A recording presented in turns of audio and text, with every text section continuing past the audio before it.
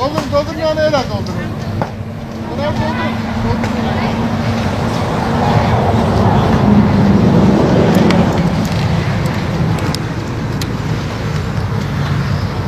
Adamlar çalışırken çeksin.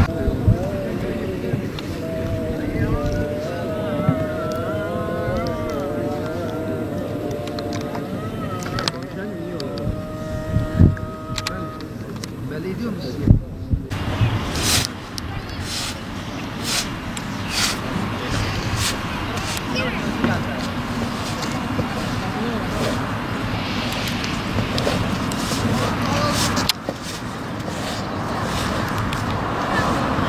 Mehmet Şükrü Söyler 7. ay sonlarda başlıyor.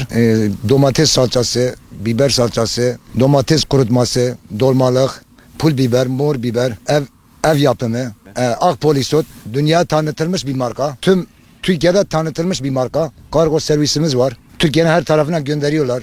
Birinci kalite. Yetiştiremiyoruz. Yani kaliteli olduğu için Akpolisot tabii yürütemiyoruz. Yani günde 3-4 kamyon mal yapıyoruz. Temizlik, temizlik, hijyen.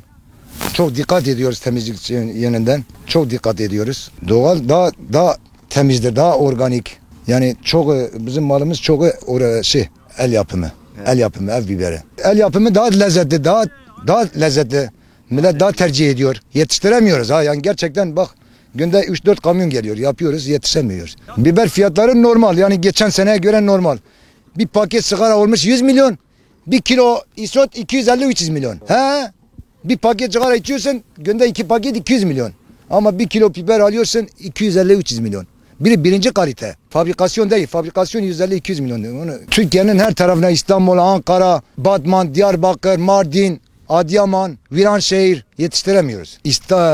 Batman, Viranşehir, Diyarbakır. Tabii. Adıyaman. Tabii kargolarımız da var batı tarafına. İstanbul, Ankara, İzmir, Antalya lokantalara gidiyor. Tesislere gidiyor. Lokanta hani Urfa lokantaları orada açmışlar.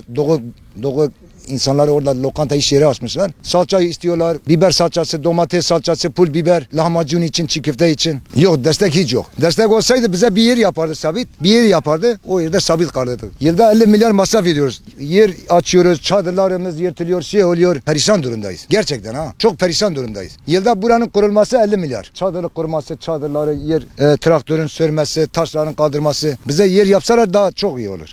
Güneşte çalışıyoruz işte. Millete hizmet. Zor oluyor tabii. Mecbur çalışacağız. Çalışmasak olmuyor. İşte ekmek parası için güneşte çalışıyorlar. Ne yapacağız?